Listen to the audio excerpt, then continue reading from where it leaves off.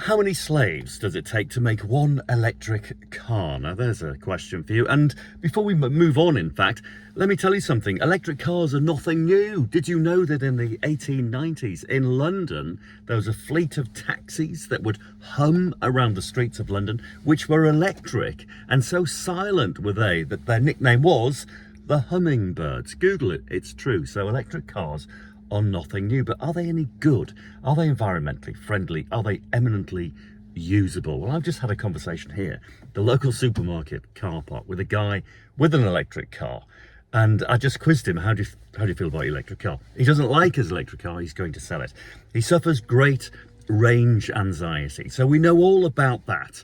The fact that you can't drive from Durham, where I am now, to London in one go in your electric car, and you pull into a service station or something, a supermarket, and try and charge it up, and it's either not working or there's somebody already there. So we know those issues. But what about the environmental thing? And I think this is fascinating. I really do. Tell me what you think. Because, we're bombarded with environmental news all the time. The world is going to blow up if we don't do something about it. So we're encouraged to get into electric cars. So how environmentally friendly are they? Well, they're not environmentally friendly, as far as I can see. They're a complete monster. They're a nightmare. I'd have an electric car if they got everything sorted out and it was eco-friendly. But look at the batteries. Tell me what you think if you've got an electric car or you have any information on this. The batteries themselves, you can't recycle them. Is it the lithium, the stuff that you need to make these batteries? It's mined in Africa by slaves.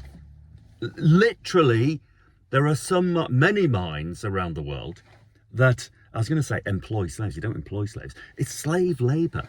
Young children going down pits and digging out these minerals to make these electric cars, which are very hard to recycle, very hard to maintain. When they break down on the road, which they do, I do tens of thousands of miles a year driving on my old diesel. I'm going to get to this. Hold on, because I want to talk to you about this old diesel car. And I see lots of broken down electric cars. Now, a normal guy from the AA or the RAC can't fix them. They've got to be transported away. And so they're very difficult to maintain in that regard. And yeah, getting rid of the batteries when they come to the end of their life is a nightmare. And by the way, manufacturing anything new, whether it be a hat, a pen, a piece of furniture, or a car, environmentally speaking, costs a fortune to the environment, pumping out all sorts of noxious gases and all of that. And then you've got to transport the cars across the world in diesel-powered ships. I mean, it's just bonkers. No one ever thinks about this. So let me talk about this car. It's a diesel car. It's a Mercedes-Benz. I've had it for 10 years. I bought it new. Great spec, actually. It's a lovely colour combination. Let me show you this. I had to order this very special brown interior with a brown, like, kind of traditional walnut dash. I love this car, and I was encouraged to buy this, as everybody else was, because it was a clean diesel engine. And then some years later we were told it wasn't clean and it was horrible. Buy an electric one. I'm not ready for an electric car. This car, 10 years old, I've done 235,000 miles in it, is more environmentally friendly because I just maintain it. I use second-hand parts as well.